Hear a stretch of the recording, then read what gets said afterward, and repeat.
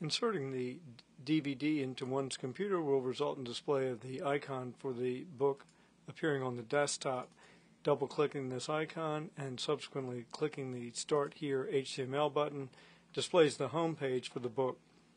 Note that the left side of the screen has various navigation place markers, and the central portion of the screen is used for display of images or text. The project is broken into three parts, with the first part representing the book as noted in the text section. This is a HTML version of the same material as in the print version. It should be noted that the HTML links allow very rapid navigation between sections. In addition, the figures present within the book are reproduced on the DVD as follows. For instance, in this section on perfusion imaging, one can click on figure 1.4 and have it open in another tab within the browser. An advantage of the DVD is that by clicking the links to various cases distributed throughout the text, one can see a direct illustration of the findings being described in the text, specifically regarding various imaging techniques.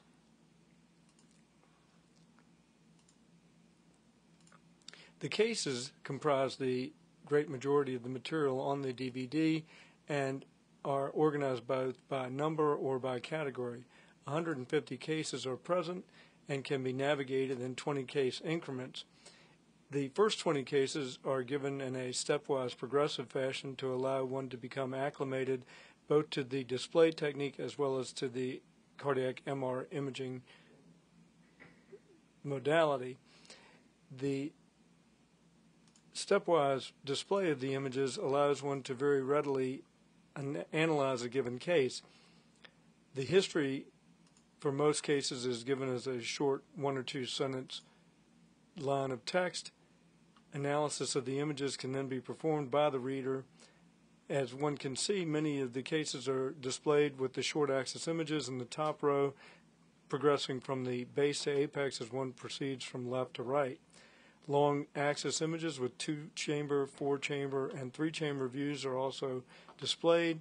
Small field of view imaging of the aortic valve is also displayed, and it should be noted that each case can be magnified, or each image can be magnified rather, and selective stepwise analysis can be performed as demonstrated. High resolution imaging of the late gadolinium enhancement sequences for myocardial viability is also demonstrated. And after one is finished with the reading of the case, one can click on the diagnosis for the expert opinion that was generated, and a discussion of the findings as well as the reading is then given. References are present in each case, and clicking on these links will allow one, if one has an internet connection, to proceed directly to the abstract in PubMed. The cases can also be reviewed by category. For instance, Case 27 is in the congenital list and can be seen to demonstrate findings consistent with a coarctation with turbulent flow seen in the proximal descending aorta. In addition, small field of view imaging of the aortic valve demonstrates bicuspid morphology. The third section of the book is particularly designed with the novice in mind. Cardiac scan planning with both the planning image as well as the resulting image hopefully will acquaint the reader with the basics of image acquisition in the various imaging planes. These are then put together to yield a standard set of imaging modules, such as that used to evaluate left ventricular structure and function. These are presented in a stepwise fashion so that even a novice can become experienced in very short order. Delayed enhancement imaging is discussed with step-by-step image acquisition technique and discussion regarding determination of the correct null point, and detailed instruction regarding adenosine first-pass stress and rest perfusion imaging is also given. Finally, a link to additional training is also present and can be accessed if one has an internet connection.